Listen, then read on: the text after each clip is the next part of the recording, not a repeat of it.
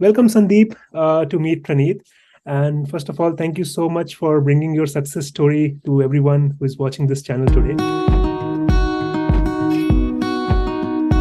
So how long it took you to file the I-140? I think for me, it took around 6 to 7 months to get all the evidence together, file the petition. So how long was it for you to get everything done? Yeah, so not sure from where should we calculate it, like the timeline. So, Maybe from the day you started gathering evidences or writing your career summary. the day I started, I would go back. Then I was kind of thinking about it while I was doing my postdoc, right? So as Right. I was reviewing and all those things, I was making my profile to look good for green card. Yes. Yes. And but if I start writing about my petition, if you want to calculate that one that I did when I joined here at St. Jude, so it was already given a time frame for 1 year that we will not be Mhm. filing for the first year. Right. So I had like one relaxed year to think about it. Think about it, like frame the Yeah, evidence, see frame what you. about it, Yeah. and thankfully I have the Dr. Bharat Pawar, who is my friend. He was already been through this process, so he said that um, Reco will gonna take much longer time. So why don't you make a list of people who would be willing to write recommendation letter for you? Right. And then I come up with a list and start writing to them. So in I think month or two, I would be in a position that I could get 4 letters or 5 letters. Right. No, I think you are right. So I think preparing from the very start. So if you have that mindset, things become easy, because if you just dive into it, it'll Yeah. become a lot of work to do to file this petition, right? So I think, yeah, thinking about it and gathering everything from let's say from very beginning, it's the right mindset. Awesome. So in general, I would say it took you 4 or 5 months to file with the attorney. We didn't use any attorney here, so Oh, we you already filed. have HR people Right, who are right. kind of well equipped with all the things here. Mhm. So they will kind of give you some initial idea about this is what you need to mention, and then Right. you ask you to write about your contribution according to the format. Mhm. And it was kind of a little bit um, different from what we do, but it was also in overlap with kind of explaining our work. Okay. So they said like in this section you will describe your contribution, and Yes. in the contribution, why don't you divide it according to your projects, Right. right? Right. So let's say I had chosen 4 different projects. Mhm. For each project, you will then give a summary, then you will write down the publications, then you will write down the people who are writing about this project Yep. as a recommendation letter, right? Yep. So these were the like 3 things in my mind. First, give Mhm. a summary of the project, then say these are the publications that came out of this project, and these are the people who actually used and gonna write a recommendation letter for this, right? Right. And this is my second project, this is my third, this is fourth, this is how I divide. And I was making sure that each of those projects that I'm picking, I'm having at least a one first author paper there, and Mhm. might be other paper not first author, but another good papers are there, right? Right. So for each project, picking up the publications and then picking up the people who actually cited those, and then Right. request them to give recommendation letters. Right. And let me ask this before asking the next question. So did you file your I-140 along with your 485, or did you file it separately? I filed it after my I-140 was approved. Okay, so you took your Separately. 485 after it. And was it premium processing or was it regular processing? It took 1 year. It was regular processing. Oh, I 1 year. filed back in March 2021, Okay. and it got approved in March 2022. Oh, I-140. wow. So it And was then not. you file your I-485. That, I think Yeah, that was pretty quick, because I saw your yeah, LinkedIn post recently that your green card is yeah, approved. yeah. It took like less than 100 days Wow. for all the 485 process, starting from the day I filed. I got biometric, and then it got approved in less than 100 days, all this process. Wow, that's pretty quick, because in my case I got it in 65. So that was, a lot of people were saying that it is very, Yeah, very 65 is quick. super, super So good. yeah, yeah, but yeah, 100 days is also, I think, good, because a lot of my friends, it took them almost 5 months, like more than Yeah. 150 days to get their final green It's card. very uncertain. I have heard like many horror story about it. Like people are waiting for 5 months, 6 months, and then Yes, yes. Especially people who filed in 2020, just right after the pandemic. yeah. People are still were delayed in that process.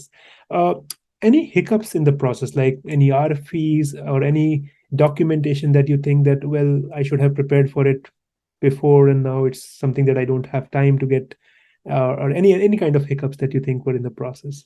I mean, again, like there are two different time frame I already had. The one time frame of 1 year before filing to I-140, right? So I was doing everything I could avoid RFE, Okay, and eventually it worked, right. right? So no RFE. Great. So no RFE, and for 485, even though like my I-140 was filed, so I mean, it could be an RFE. So I was preparing myself for two scenarios. The one scenario, if my I-140 got RFE, Right. so I should be aware of what RFE I could get. Mhm. I could get for my publication. So I haven't kind of added all my publication in my first route. And even after the filing and the processing step, I had like 6 or 7 more publications to show, Wow. right? Right. So I could kind of justify if RFE is coming at that point. Then the Right. second RFE could be because of my review or and judgmental the editorial board thing. Right. So I kind of added one more journal to be on editorial board that time. I have Mhm. also added a couple of journal to review for them. So kind of if RFE is coming for that point, I can explain that. And the Right. third RFE was going to be because of, let's say, citations. Mhm. And eventually that was kind of, I was working on immunology, and that was my developing some biometrics tool that were helpful for designing vaccine candidates. And Wow. that got really spiked up because of people working on COVID vaccine and all those. Yes. Yes. So I see a huge surge in my citation. So if the site like if they're asking for more citation, eventually that got settled because of that. Yep.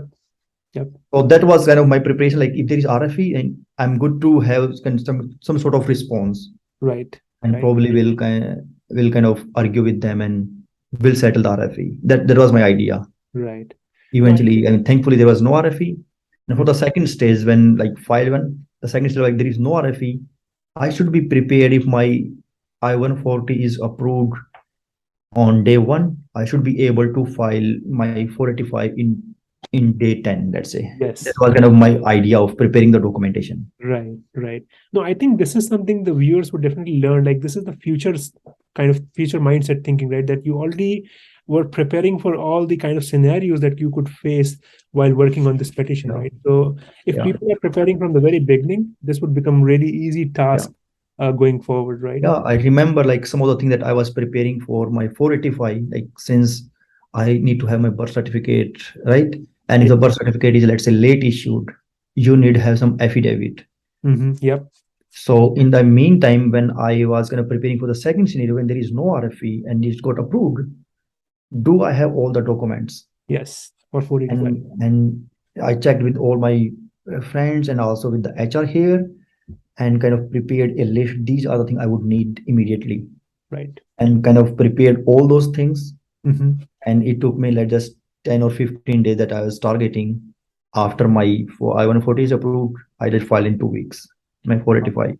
Wow, that was really quick. Yeah, because here with children's, the HRs I was working with, like the attorneys said that we were working with, they took almost a month to file 485, though everything was ready, but it's just their process of getting things documented. So that was very quick. 15 days is really very, very quick. Yeah.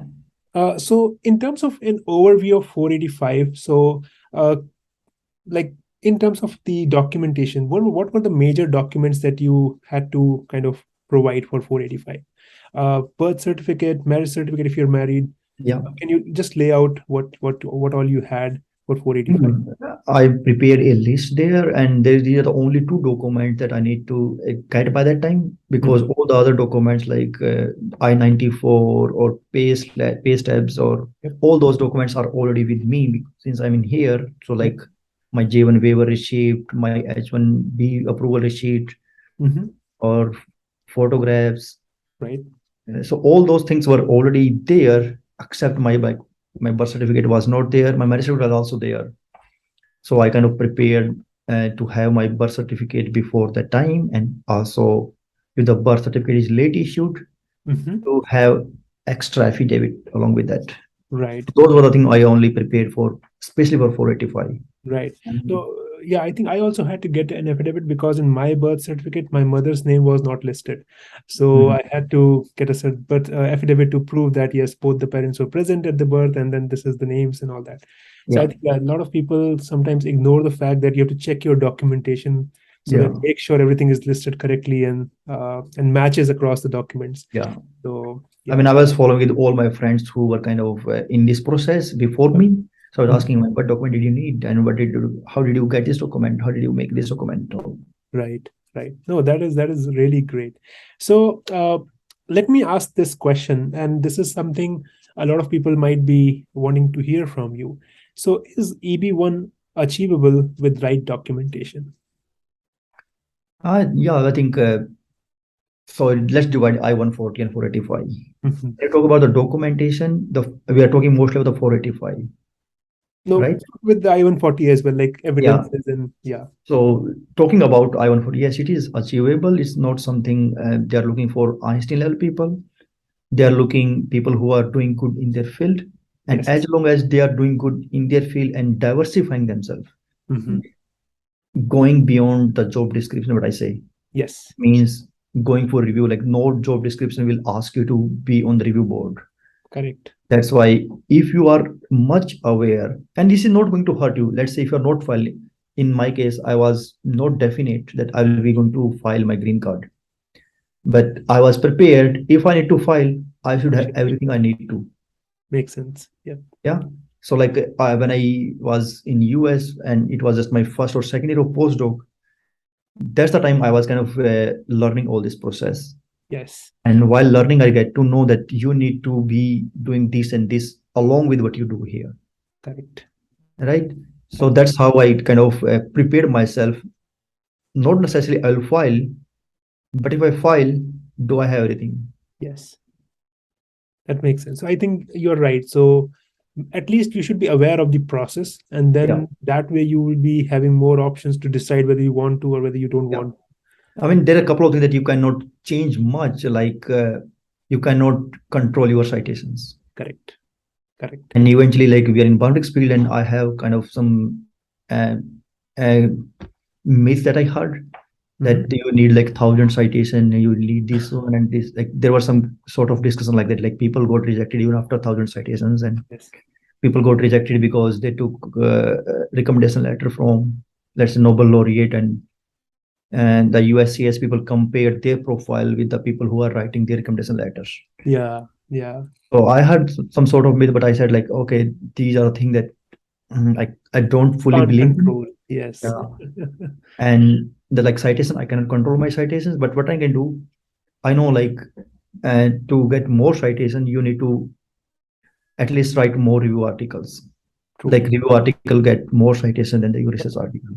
Every day. So I was kind of asking my lab or PIs like, why don't we write a review article on this? Why don't like to be more proactive on this approach that would also help not your career in academically, but also help you getting a green card. Yep. No, I think it's something that it's a boat that is basically sailing and also sailing faster because you are reaching the destination both in academia as well as Yeah. towards your green card. So that's really good to know.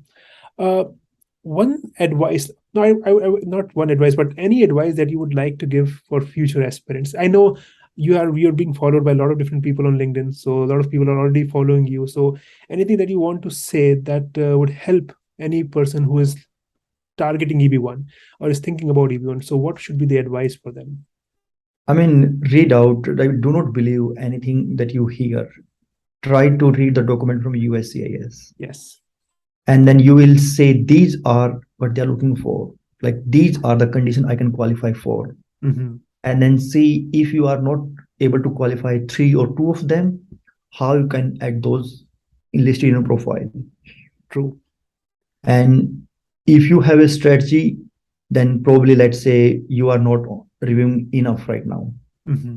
So that's the most common thing that I heard from people. So and I'm right now in editorial board for a couple of journals. So I encourage people to them, if you can review for me, we as an editors are looking for many people who would review, who would offer a sincere review. Yep. And let's say you are not being invited for any journal. So there are medium that you can kind of show yourself that you are a competent reviewer. Yes. This is how you can do, like pick an article Mm-hmm. and share your opinion on social media about it, or write a blog on it. I Wow. found this article to be interesting in this way. I found this article interesting in that way. And if that article came across to any editor, Mm-hmm. they will probably consider you to invite into review. Wow, that is so interesting. Yes. Yeah, that's like, and the other thing is be visible. I see most of the people, they publish very good, but they are very shy in sharing that on social media. Sharing their work. Yes. Yeah, Yes. I see, like, if you are not showing it, so how other people will get to No know about about your it. work? Yes. No, I think, for example, you have this blog on LinkedIn, right, where you have Yeah, this translational medicine work that you publish, and always read this whenever it comes to LinkedIn. So, I think that is very helpful. Though I'm not in cancer immunology field, I still try to learn yeah, from what you're doing, right? So that's always good to know. And I think yeah, you shared a very good point that being aware of social media and how to use it to your advantage is a very important skill in yeah. the current scenario. There are many group that you can be a part of, and then being a group member, that you can show you are active, Yes. right? And Yes. you are posting or commenting something meaningful to the group. Mm-hmm. Yep. And in that way, people will recognize you and probably will find some networking, and who would invite you to collaborate, or Yep. who will invite you to write some reviews, who will invite you to be sometime even like write a review together, or write it. Like, I have many people who approached me like, why don't we write this article together? And then I say, okay, I will write this part, you will write this part, Yep. and then you can also have even more publication than you are supposed to get from a given job description. Right. No, I think that kind of makes sense. I think you raised some very good points, like showing your presence, talking about your work, Yeah, and trying to connect with people, network with people to leverage yeah. the connections. I think that is very important to be aware of all these. And yeah. Yeah, please go ahead. Please go Oh, ahead. sorry. So I was just adding, like, by following this couple of steps, not only help you academically, being recognized in field will also help you in your career trajectory, Yep. will also help you, and the same thing, while you are kind of hitting two birds with the same stone. Yep. Agreed. No, that was a very wonderful advice, and I think so. If this is something I've been doing for a long time, so I'm active on LinkedIn, Twitter, uh, and kind of just showcase work, retweet work. So that way you're connecting a lot of different people, right, and Yeah. understand what they're doing and understanding about talking about your work. So I think that's a wonderful advice. Uh, we are very close to the finish line. So one last thing, if you want to share some of your future plans, like now you have the green card, so you have a lot of you are green basically, right? So Yeah. you have a lot of different routes that you can take. You can open your own business, you can do your own sort of work, or let's say do multiple jobs. So what's your future plan, like anything that you want to share with the audience? Uh, I'm not sure, like, my plans were subjected to my green card, but the green card helped me to having a good relief about the immigration. Yes. And like, when I want to visit India, I don't need to worry about getting in the line again and going through that uncertainty. Yes. So that was my, like, triggering point to get this green card. Hmm. I don't know, like, I have decided very much on using my green card to extend my career perspectives. But yes, definitely there are more options available now, Yes.